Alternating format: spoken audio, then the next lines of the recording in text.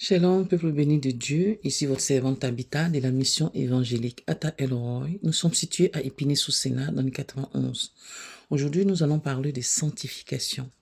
Alors, c'est quoi la sanctification? La sanctification, c'est donc se séparer, c'est se mettre à part, se rendre saint, se rendre noble, se rendre sacré pour Dieu. C'est-à-dire que je décide à partir d'aujourd'hui que je vais me consacrer entièrement pour Dieu. Je vais marcher selon ses principes, selon ses commandements et ses lois. Je vais le craindre et je vais obéir à tout ce qu'il me dit. Alors, un verset en particulier nous dit dans Hébreux 12, verset 14, « Faites la paix avec tous et la sanctification sans laquelle nul ne verra le Seigneur. » Ça veut dire quoi? Ça veut dire que le Seigneur Jésus-Christ est venu sur cette terre, nous le savons tous déjà, nous avons entendu énormément de prédications dessus, et d'ailleurs même sur cette chaîne, je vous en ai parlé à plusieurs reprises, que le Seigneur Jésus est venu sur cette terre, mourir à la croix, s'offrir en rançon pour pouvoir ôter le péché dans le monde. Enfin, que quiconque croit ait la vie éternelle. La seule condition pour avoir la vie éternelle, c'est d'accepter Christ comme sauveur et comme Seigneur. N'en plaise à ceux qui disent que ils font le bien, ils font ceci, ils font l'aumône, ils s'occupent des nécessiteux, de la veuve, de l'orphelin, ils estiment que c'est suffisant. Non, c'est pas suffisant. Parce que tu peux faire l'aumône et tricher, mentir et tuer. La seule condition véritablement pour voir le Seigneur, c'est d'accepter Christ comme sauveur et comme Seigneur.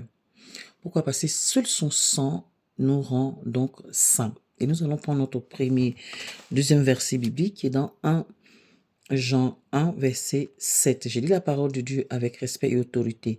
Mais si nous marchons dans la lumière, comme il est lui-même dans la lumière, nous sommes mutuellement en communion et le sang de Jésus, son Fils, nous purifie de tout péché. Donc c'est le sang de Jésus qui nous purifie et qui nous donne accès à la vie éternelle. Donc tu ne peux pas dire que tu es en Christ, tu appartiens désormais à Dieu et marcher dans le péché, sous prétexte que Dieu est bon, il est amour, donc on peut faire ce qu'on veut.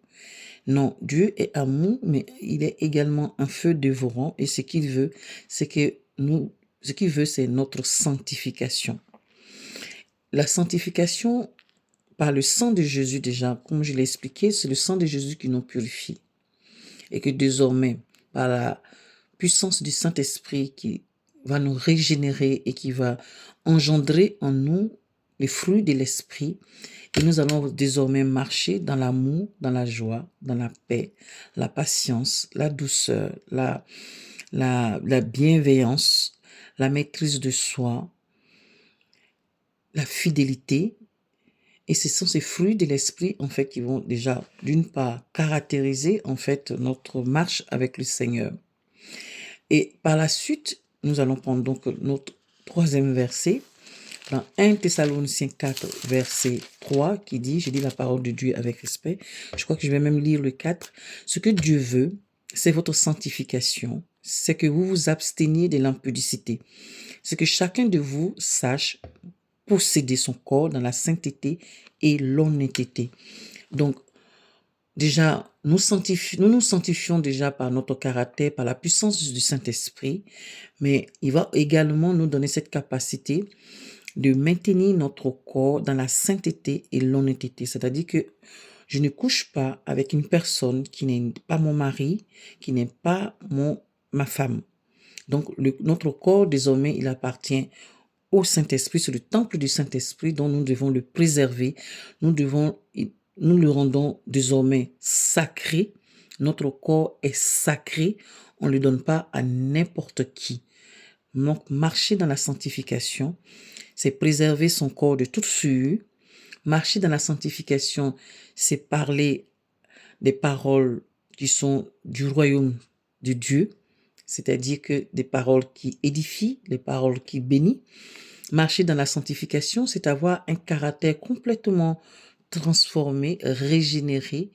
Et désormais, la personne que nous étions avant elle n'est plus, puisqu'elle a été crucifiée. Nous marchons désormais en nouveauté de vie. Nous sommes une nouvelle créature. Donc, nous marchons comme le Seigneur veut que nous marchons.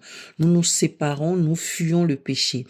Nous marchons dans la sanctification, dans la pureté et dans l'honneur. C'est-à-dire que nous nous honorons parce que Christ désormais vit en nous. Nous ne sommes plus n'importe qui. Nous transportons le glorieux Saint-Esprit dont nous devons respecter ce corps. Nous devons respecter même notre identité parce que le nom de Jésus est cité sur notre vie. Donc, bien-aimés, soyez bénis et marchez dans la sanctification sans laquelle nul ne verra le Seigneur.